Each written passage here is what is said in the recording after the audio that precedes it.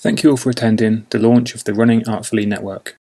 This is one of several artistic events which form part of Fermynwoods Contemporary Art's current In Steps of Sundew programme, funded by Arts Council England. This programme includes a series of artistic interventions exploring the effects that extracting resources from the landscape has upon its occupants, with exhibitions taking place across Northamptonshire throughout 2021 at Fineshade Wood, Dean Park, Rockingham Castle, Corby, East Carlton Countryside Park, and online. Sundews himself are species of carnivorous plants which digest insects through glands on their leaves in order to supplement the poor mineral nutrition of the soil in which they grow. Sundew was also the name of the largest walk-in dragline excavator in the world, used in mining operations in Rutland and Northamptonshire between 1957 and 1980. In 1974, plans were devised to relocate the machine to a recently opened British Steel Corporation quarry near Corby. As moving and reconstructing the machine was not viable, Sundew walked 13 miles over an 8-week period. Our In Steps of Sundew programme retraces the movement of people and resources from the landscape, as well as referencing the dragline excavator's Great Walk, posing questions about the relationship between the natural and the industrial, and how these might coexist whilst avoiding climate breakdown. What does this have to do with running, and how might artful approaches to endurance running suggest alternative economic systems and envisage new ways of living and working? During the 1950s, running legend Emil Zatopek was an influential figure in the Communist Party of Czechoslovakia. Endless laps of Prague's Strahov Stadium took place under slogans of communist propaganda and Zatopek's own motivational sayings such as, "If you can't keep going, go faster." The thinking time afforded to Zatopek through running perhaps led to his questioning of the communist economic system, ultimately resulting in him being expelled from the party and sent into exile, extracting more resources from the earth, labouring at a uranium mine.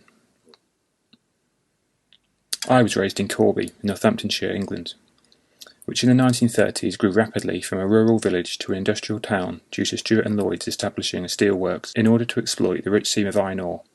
Thousands of men, and later their families, migrated to Corby, with many notably walking from Scotland looking for work. People will always need steel was a popular expression. A job in the works was a job for life. However, in 1979, the beginning of Thatcherite economics and the year I was born, British Steel announced plans to close the works, resulting in tens of thousands of job losses. 30% of working-age residents became unemployed, leading to generations of further unemployment in the town.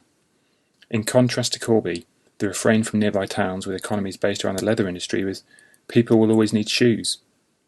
The latest wave of barefoot running may have hinted that this would have been as short-lived as the need for steel, and in any case, both steel and shoes could already be made more cheaply elsewhere around the world. In 1981, Corby was named as one of the UK's flagship enterprise zones, intending to boost economic growth in areas of market failure across the UK by introducing tax breaks and a relaxed planning regime to attract business to the area. Corby's enterprise zone was situated on the site of the former steelworks. A later report by the Work Foundation and Centre for Cities claimed the zones failed to boost long-term growth, merely sucking in jobs and businesses from surrounding areas, with any economic benefits typically lasting for no more than 3 years after the perks associated with the zone came to an end, before areas began to slide back into relative deprivation. Like our own Strahov Stadium, the mantra "Corby Works," spelled out of alternate red and white seating at Corby Athletics Club's Rockingham Triangle Stadium, reinforced a developing work ethic for young athletes such as myself, completing Sisyphean training laps, perhaps hoping to become the next Zatopek. To achieve more, you work harder.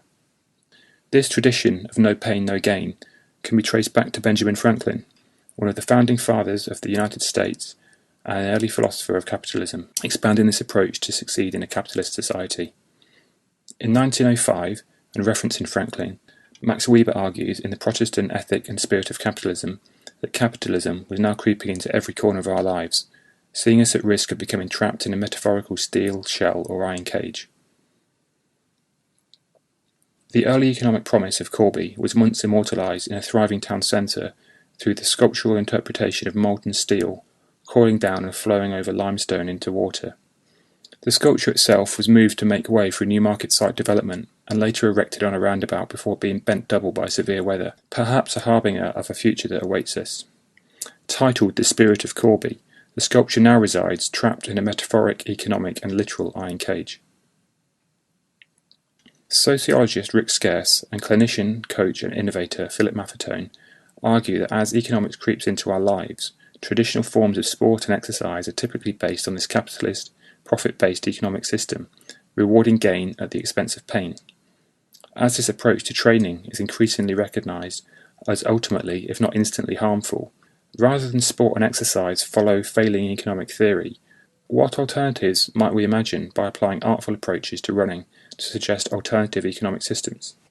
Hosted as an earlier In Steps of Sundew event by Fermynwoods Contemporary Art, artist Gina Glover and health ecologist Jeff Rayner discuss the role that art may play in reflecting upon and engaging with issues in ways that science, denying a role for either feeling or aesthetic sensibility, often fails to. Their accompanying book, The Metabolic Landscape, explores the huge societal shift from low energy use to our current situation of high and climbing energy use. Where this shift has transformed our lives, the effects on the landscape are dramatic. Like Zatopek, we can't actually go faster to keep going.